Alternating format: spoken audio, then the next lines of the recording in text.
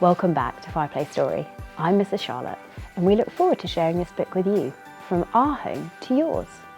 Today we're going to be reading The Littlest Yak, written by Lu Fraser and illustrated by Kate Hindley. Can you spot something different today? That's right, you've joined us on our Christmas story special.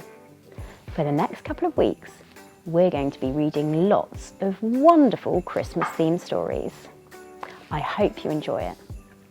My favourite part of Christmas is decorating the Christmas tree. What do you think of my decorations? Did I do a good job? I hope so. Well, if you have some Christmas stories that you really like, let us know in the description below. We'd love to see which is your favourite book to read over Christmas.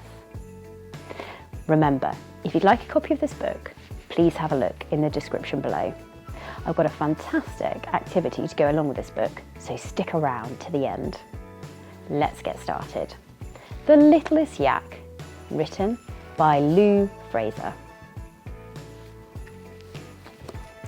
On the tip of the top of a mountain, all snowy, where the ice-swirling, toe-curling blizzards were blowing, in a herd full of huddling yaks, big and small, lived Gertie, the littlest yak of them all. I love those words, eye-swirling, toe-curling.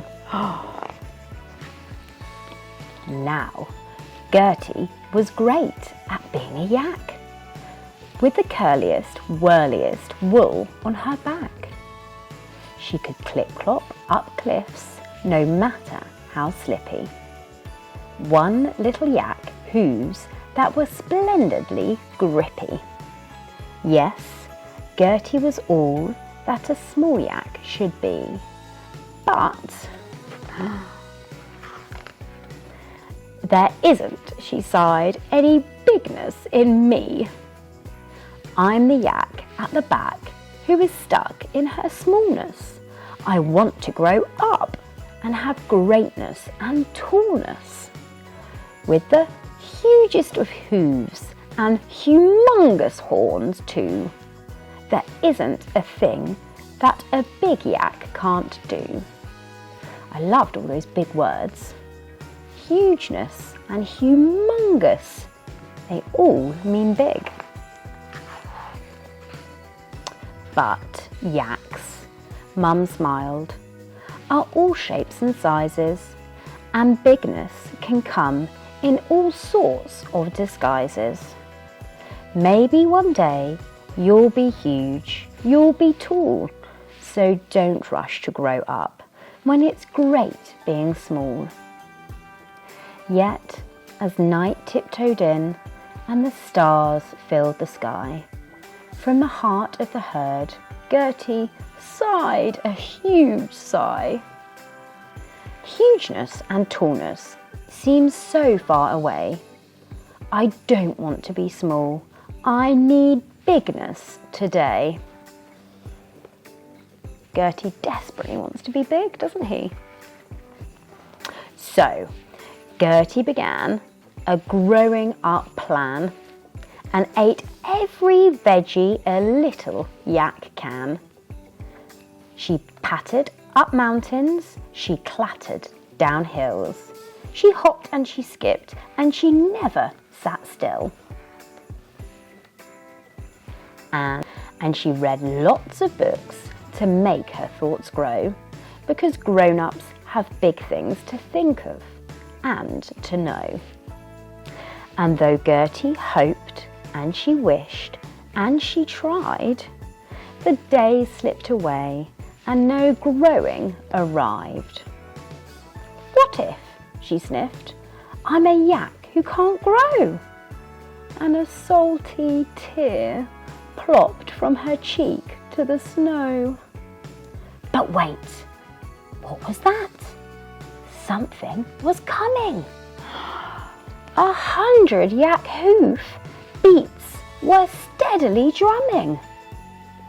And leading the herd in a snowy, flaky flurry was Mummy Yak grunting, "Oh, Gertie, please Please hurry. Look up! A yak stuck on a craggy cliff's edge at the end of the narrowest, rockiest ledge.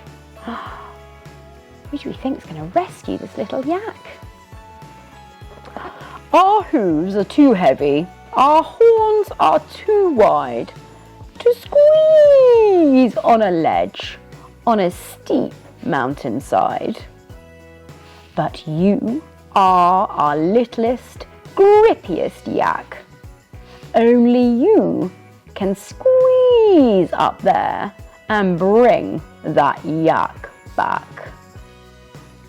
You need me? Gertie gasped. Because I'm so small? My smallness can be something big after all.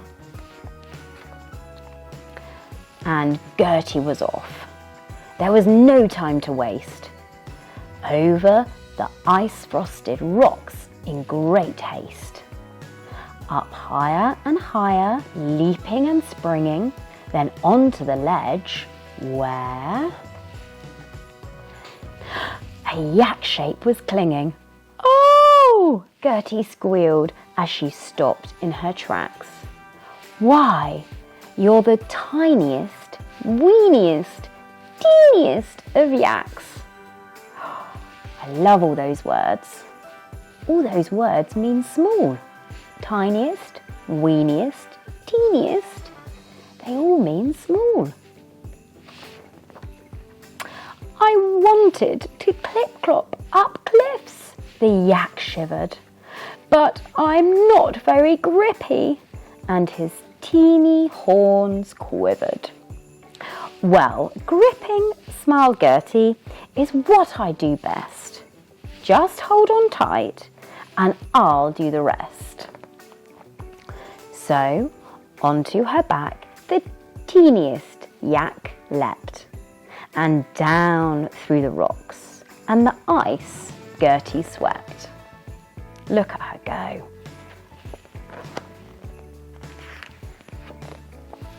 Home to the herd, far below cheering loud, Gertie, you did it! They all grunted proudly.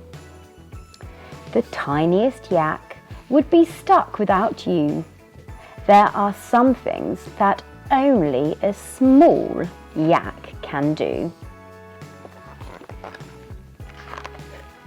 Then Gertie was wrapped in a warm, woolly hug, and into her ear Mummy whispered with love. As sure as the stars in the glittering sky, you'll be all grown up in the blink of an eye. But it's here and it's now, whilst you're wonderfully small, that you've found you've got bigness inside after all. And as Gertie gazed up at the moon's silver light, being small, the little yak smiled, is all right. For I'm just the right size that a Gertie should be. I am perfectly little and perfectly me. What a lovely book. Gertie was perfect being herself. We're all perfect being just us. Sometimes we want to be something different, but we are perfect being ourselves. So, I said we had a fantastic activity to go along with this book. I'm sure you're in the festive spirit, so have a look in the description below, and we've got a lovely activity to make your own Christmas cards. And you can make them your individual way and send them to the people that you love. If you enjoyed this book, remember to hit the like button and do subscribe to our channel, as you'll be notified when our next book gets released. From our home to yours. Please join us on our next Christmas story time. We'll see you soon. Bye bye.